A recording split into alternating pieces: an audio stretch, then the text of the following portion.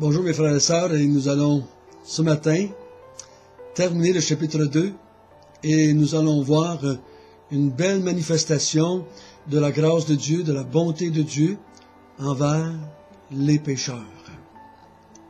Prions.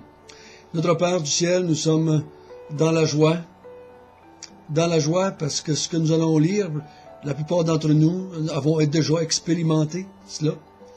Mais on va voir que notre expérience, notre foi est basée sur la vérité, est basée sur l'histoire qui s'est passée en acte 2.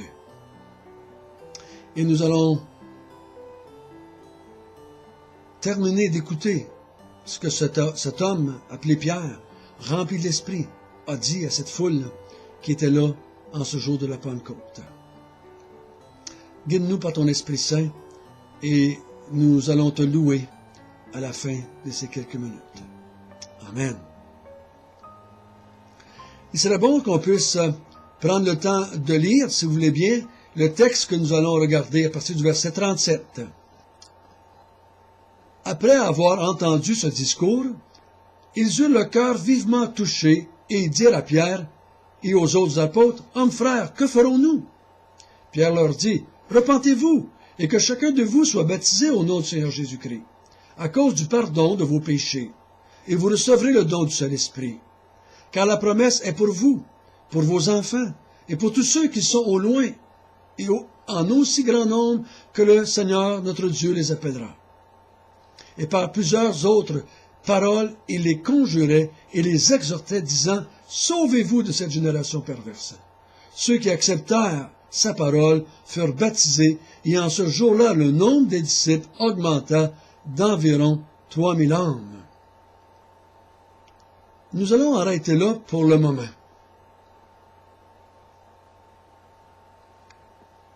Dans le verset 35, Dieu avait dit,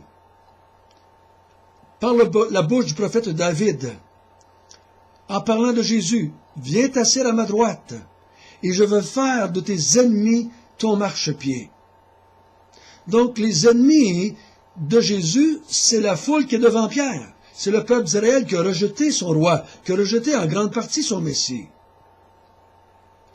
Il dit, « Je veux faire de tes ennemis ton marchepied. » Et le mot marchepied, c'est une expression de l'Ancien Testament, à ce que j'ai pu lire, c'est que quand les rois allaient à la guerre, les rois vaincus, on les forçait à se mettre à quatre pattes devant le roi vainqueur, et le roi qui était vainqueur mettait ses pieds sur la tête des rois et faisait ainsi de son marchepied. Est-ce que ça fait référence à ça? Je crois que oui. Peut-être que sinon, une chose est certaine, ton marchepied, ça veut dire que t'es dessus. T'es dessus tes ennemis. Tu as écrasé tes ennemis. Tu as vaincu tes ennemis. Donc, la foule qui a entendu cela, après avoir entendu ce discours, ils eurent le cœur vivement touché. Ils dirent à Pierre, « Que ferons-nous? Quel espoir avons-nous? Quelle chance avons-nous, si on emploie notre langage aujourd'hui? Que pouvons-nous faire? Nous avons tué le Messie. »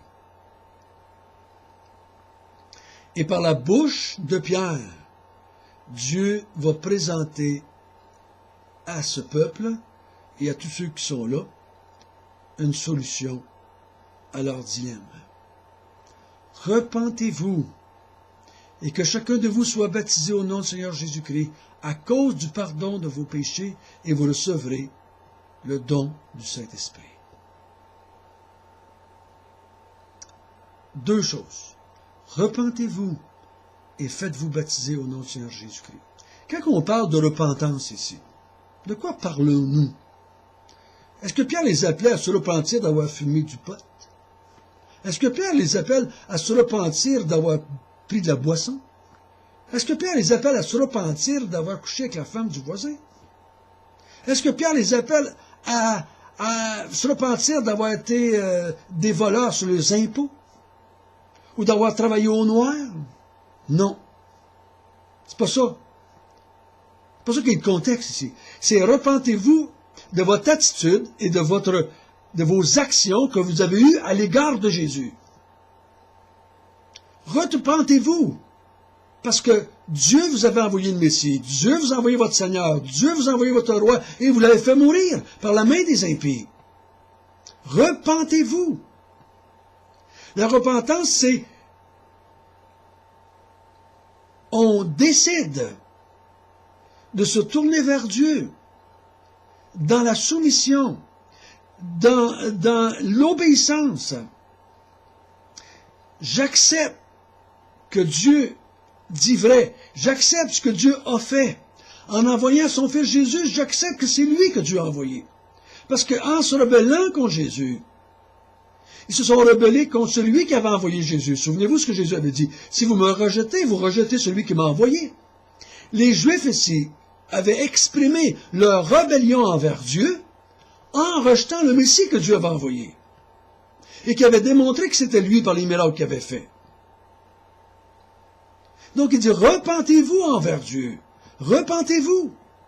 Et croyez que Jésus, que vous avez crucifié, c'est lui le Messie qui devait venir.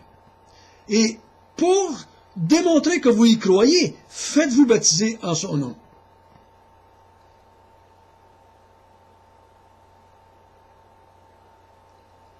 Ça, c'est les deux choses que Dieu offre afin qu'ils aient le pardon de leurs péchés et le don du Saint-Esprit. Tu veux que je te pardonne? Tu veux recevoir le don du Saint-Esprit comme ceux que tu entends et que tu vois présentement? Repens-toi et fais-toi baptiser au nom du Seigneur Jésus-Christ.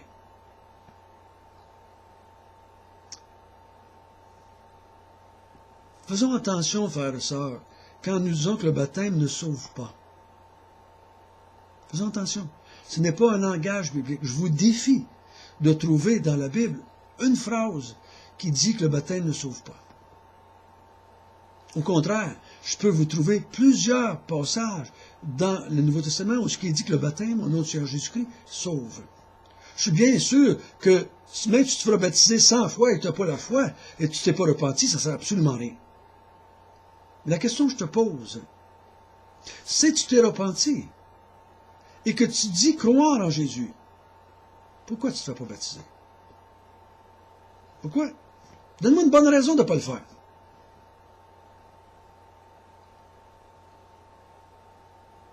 Si tu t'es repenti et que tu crois que Jésus c'est le Messie, tu devrais demander de te faire baptiser.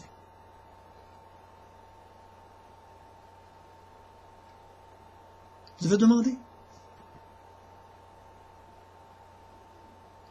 Et tu vas recevoir le pardon de tes péchés, le don du Saint-Esprit. Faisons attention de dire que ceux qui ne se sont pas fait baptiser et qui n'ont pas été et qui ne veulent pas l'être pour des raisons diverses, faisons attention de dire trop vite qu'ils sont sauvés quand même. Vous ne verrez pas ça dans la Bible. Dans la Bible, tous ceux qui se repentent et qui croient au nom du Seigneur Jésus-Christ et qui professent qu'ils croient au Seigneur Jésus-Christ, on les invite à se faire baptiser. Tout de suite. On les baptise tout de suite. On ne leur offre pas un cours de 14 leçons sur le maître de son disciple. On ne leur offre pas un cours sur devenir membre de l'Église.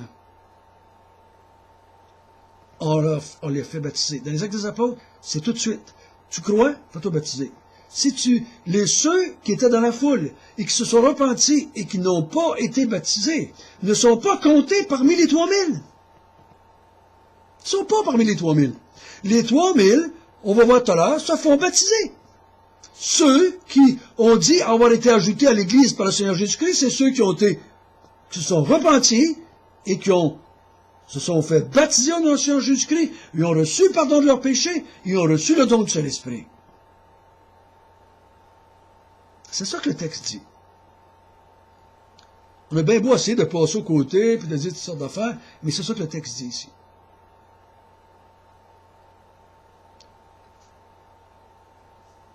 Quand on dit, faut-tu être baptisé pour être sauvé, on pose la mauvaise question. Moi, la question que je vous pose, c'est, pourquoi tu ne veux pas être baptisé au nom du Seigneur Jésus-Christ si tu dis que tu crois en lui? Pourquoi? Donne-moi une bonne raison. Une raison valable. Mais si tu avais été dans les actes des apôtres et que tu aurais donné n'importe quelle raison, je ne crois pas qu'on t'aurait considéré comme étant un croyant. Dans la Bible, on les appelle les baptisés, on les appelle les croyants, on les appelle les disciples, on les appelle les chrétiens. C'est toute la même gang, ça. C'est pour ça que l'apôtre Paul va dire dans Acte 19, « Avez-vous été baptisé au nom de Jésus-Christ? » On n'a même pas entendu parler de ça. Et Paul les évangélise, et ils se font baptiser et reçoivent le don du Saint-Esprit. Et la repentance et le baptême au nom de Jésus-Christ amènent le pardon des péchés et le don du Saint-Esprit. Dieu est prêt à pardonner tous les péchés que vous avez faits, même celui, si vous aviez été dans la foule, d'avoir crucifié le Messie. Même si vous aviez été le soldat qui a planté les clous, il vous aurait pardonné si vous êtes repenti et que vous avez fait baptiser à son nom.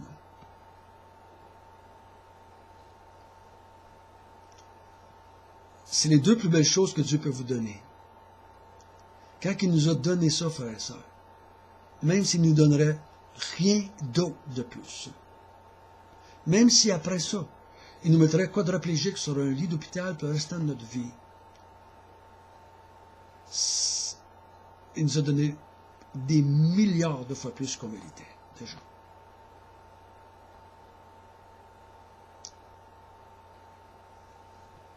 Et l'apôtre Paul, l'apôtre Pierre, il dit, ce que je viens de vous dire là, la promesse est pour vous tous, par vos enfants, pour tous ceux qui sont loin ou de près, aussi grand nombre que le Seigneur va les appeler. Tous peuvent être sauvés. Tous peuvent avoir le pardon des péchés. Tous peuvent recevoir le don du Saint-Esprit. De tous les peuples, de toutes les langues, de toutes les couleurs. Tout le monde peut l'avoir. Il dit par beaucoup d'autres paroles, il les exhortait à s'éloigner de cette génération perverse. La génération perverse, c'est pas des drogués, c'est pas les tatoués, c'est pas les piercings, c'est pas ceux qui ont des mohawks, c'est pas ça. C'est pas les catholiques, c'est pas les témoins de Jéhovah, c'est pas ça. La génération perverse, c'est la génération qui a tué le Messie. Parce que toutes les générations avant et toutes les générations après font les mêmes péchés, là. Ce qu'on encourage ici, c'est détournez-vous de cette génération qui a tué le Messie. Vous autres, repentez-vous. Faites-vous baptiser au nom de Jésus-Christ. Et Dieu est prêt à vous pardonner et à vous donner le Saint-Esprit qui va venir habiter dans votre cœur.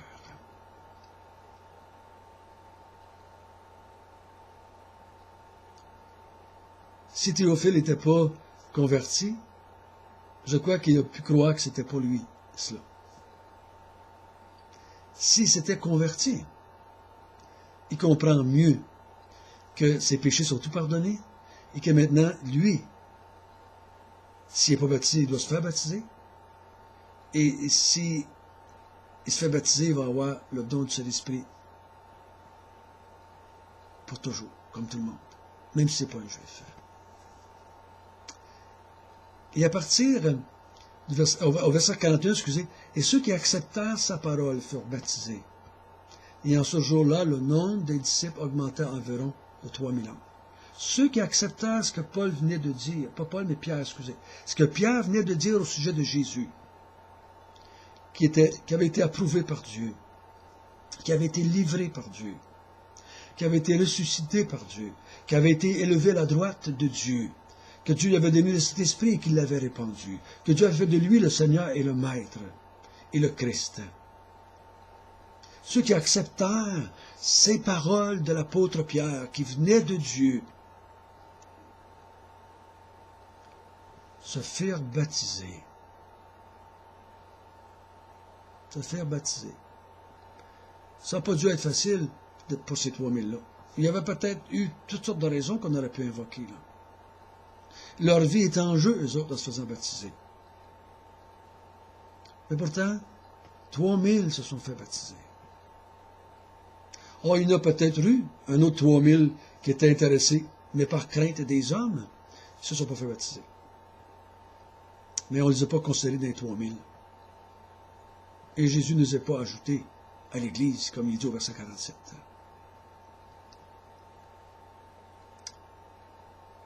ceux qui ont accepté ont commencé à faire quelque chose d'intéressant. Et nous allons le voir demain, parce que je vois que notre temps est déjà écoulé. Prions ensemble. Notre Père du ciel, quelle grâce, quelle bienveillance, quelle miséricorde, quel amour d'offrir au meurtrier de ton Fils, d'offrir à ceux qui ont crié crucifie-le, d'offrir à ceux qui ont emmené Jésus devant Pilate, de les offrir le pardon, de les offrir le don du Saint-Esprit. Merci Seigneur que tu l'as fait. C'est pour ça aujourd'hui que je peux dire que je l'ai, que j'ai été pardonné et que j'ai le don du Saint-Esprit en moi. Seigneur, aide-nous, quand nous prêchons la parole, à ne jamais diluer l'enseignement, à jamais diluer l'Évangile.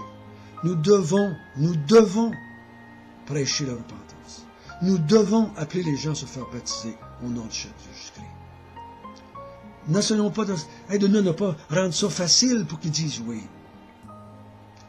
Aide-nous à d'être pleins d'Esprit Saint, comme Pierre, et de dire la vérité telle qu'elle est. Toi, tu sauveras qui tu veux, comme tu veux. Au nom de Jésus, nous te prions. Amen.